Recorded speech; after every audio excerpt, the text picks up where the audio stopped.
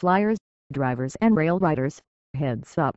The next 10 years will dramatically transform America's traveling landscape. Get ready to share the road with driverless, computer-controlled cars. Prepare to join millions of travelers who will start riding trains to nearby cities. Expect to be nickel and dime even more by the airlines. Don't be surprised to see sleek new airline designs that run cleaner and burn less fuel, thanks to new materials and innovative technology. In the air, the trend toward low-cost airlines and so-called à la carte pricing will likely become the accepted norm, as flyers finally accept a business model that reminds us, nothing is free and everything costs. By 2022, say experts, the consumer war over having to pay for every airline perk and option from pillows to snacks to window seats to legroom will be over. Number crunchers will win. Grumblers will lose. It's the unbundling of services, said airline analyst Mike Miller. Passengers are choosing the airlines that have the most fees, most often. These carriers are the most profitable and the most full. Opponents fear the new hyper-itemized normal will create a group of super elite passengers who are treated very differently than the rest of us. More on that later. On the ground, we'll see amazing technological strides in the development of self-driving cars during the next decade. But America's roads and bridges will continue to suffer from much-needed repairs, according to the American Society of Civil Engineers. But hey, at least we'll be able to multitask while our cars are dodging potholes. Across the nation's sprawling rail lines, experts anticipate several states from coast to coast will continue investing in trains that connect regional cities. And the future looks bright, analysts say, for the nation's urban light rail and tramway systems. We'll get to that in a minute. First, let's use for quick stats to remind ourselves what a big deal the transportation industry is. Planes. By 2022, the FAA predicts more than 1 billion U.S. airline passengers. Cars and trucks. Washington says registered passenger vehicles number above 250 million. For perspective, the entire U.S. population numbers more than 312 million. Trains. Amtrak ridership set an all-time record this year, more than 31 million passengers. The race to the bottom prospects for the airline industry look good, but still, some experts are worried. Airline consumer expert Brett Snyder of Crankcutler.com fears continued success of low-cost carriers could hurt consumers in the long run. Low-cost airlines are growing fast and raking in big profits by charging ultra-cheap fares while nickel and diming passengers to pay for even the most basic extras. Europe's Ryanair offers an extreme example. The airline's CEO has talked about charging his passengers to use onboard toilets and creating standing room-only sections on some flights. The danger, said Miller, is creating two types of flyers: the haves super elite frequent flyers who get everything and the have-nots passengers in economy who get nothing. That business model sounds familiar, said Miller, of the American Aviation Institute. CEOs are earning more money than ever and the average wage is not going up. Now we're seeing that mirrored by airline service. That's a little troubling because the coach passenger seems to be always getting less. By 2022, flyers will likely have accepted the idea that they must pay fees for every perk and service which, a generation earlier, was included in passenger fares. Snyder is a fan of extreme low-cost carriers like Ryanair, but in general, he doesn't want to see the entire industry using that model. He believes passengers want choices and, to some degree, à la carte provides that. It's a system that allows passengers to choose the services they want. Some flyers may not be able to get their heads around it because they're stuck in the past. A lot of people who don't like this trend having their minds the way it used to be, said Snyder. They think that's how it should be. If the low-cost model becomes the standard for success, Snyder warns, other airlines seeking profits will follow, triggering a race to the bottom, as every airline tries to slash and burn costs and do everything they can to make more money by cutting back. I think that would be really unfortunate. Denver-based Frontier Airlines is the hope for the future, said Snyder.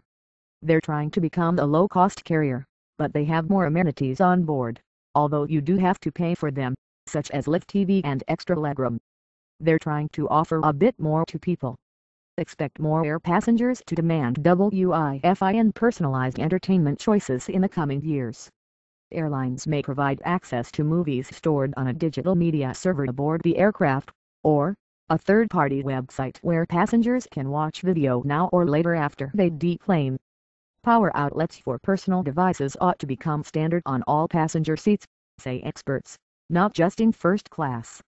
But some choices, such as seating, shouldn't be limited to all or nothing.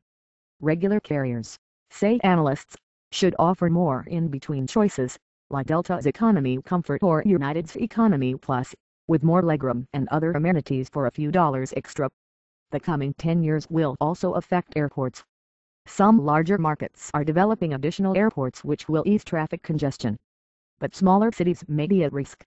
Many regional airlines may abandon some small towns, as tiny airports get squeezed by rising fuel prices and shrinking profits. What can pilots expect? Changes in federal rules will require additional and more expensive training for new pilots, many of whom will earn a starting salary of about $20,000 a year, said Miller.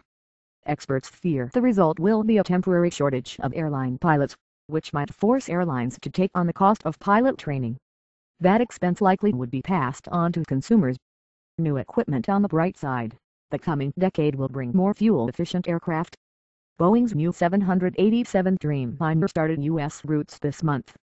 Boeing Dreamliner makes domestic debut. Canadian aircraft maker Bombardier's much-anticipated C-Series boasts a variable speed, multi-gear engine that aims to save 20% more fuel than its competitors. The first C-Series plane is expected to begin service in 2014. But what about a little further down the road? At NASA, experts ask a handful of top aircraft designers for their ideas on green airplanes of the future. Firms like Lockheed Martin offered cool box-shaped wing designs, while Boeing and Northrop Grumman played with fascinating flying wings. Although the NASA program was really just an idea-sharing brainstorming project, some of these futuristic design ideas could very well make the jump to reality by 2025, NASA said, if economic conditions allow. Whether fuel savings from efficient airliners will be passed on to consumers in the next 10 years depends on a lot of factors. It's possible, said experts, as long as passenger traffic is high and fuel prices are stable. Letting go of the wheel. California and Nevada have passed laws authorizing driverless or self-driving vehicles, signaling the beginning of a new era. These computer-controlled cars and trucks are coming, whether or not we feel comfortable about it. The idea is to allow computers to coordinate the safest and most efficient speed and route for each car, thereby reducing wrecks and traffic jams. Nevada and California require the cars to have a human behind the wheel who can't take control of the vehicle at any time. In 5 years or less, non-experimental self-driving cars are expected to hit California's public roads, says driverless car developer Google. Computer-coordinated vehicles could help cut the estimated 4.2 billion hours Americans spend each year stuck in traffic, according to the Society of Engineers. All that time costs $710 per driver. Volvo is working with the European Union on what it calls road trains, several self-driving cars connected and coordinated by a wireless signal from a lead vehicle, which is driven by a human. The idea aims to cut highway congestion and save fuel. Bottom line, fewer traffic jams, less pollution, cheaper travel. Road trains could hit Europe's highways as soon as 2022, according to the European Union. Related, California legalizes self-driving cars for Volvo scientist Jonas Ekmark. The driverless era began when he was testing the road train. He remembers what it felt like the first time he took his hands off the wheel, effectively putting the computer in the driver's seat. That was really a strange experience, Ekmark recalled with a chuckle. I let go and then after 30 seconds I was like, and now what? Eventually he felt comfortable enough to take his eyes off the road to read and answer email on his smartphone.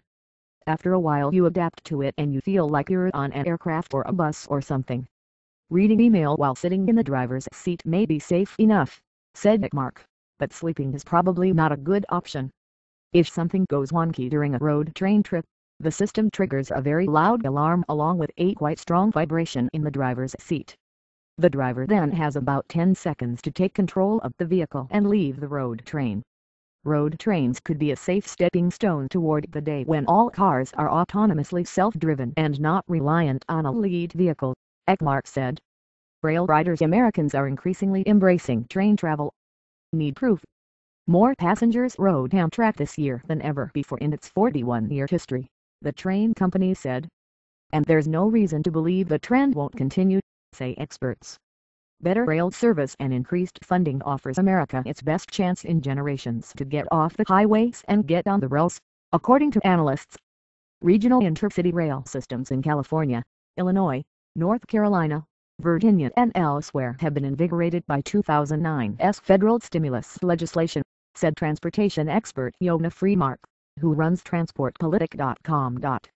Those investments are going to be built out and people are going to see better service on intercity rail lines across the country, he said. And you'll see increasing ridership. That's good news for the nation's energy situation. Rail travel uses 20% less energy than traveling by car, according to the ASCE. Still, U.S. train ridership ranks very low compared with other nations. The number of passengers on Amtrak and commuter rail totaled about 500 million a year, Freemark said. Compare that to the United Kingdom, a country 5 times smaller than the United States, which counted 1.35 billion rail riders last year. Other nations where railroads carry more than 1 billion passengers a year include Germany, India, China, France, Russia and South Korea, according to the International Union of Railways.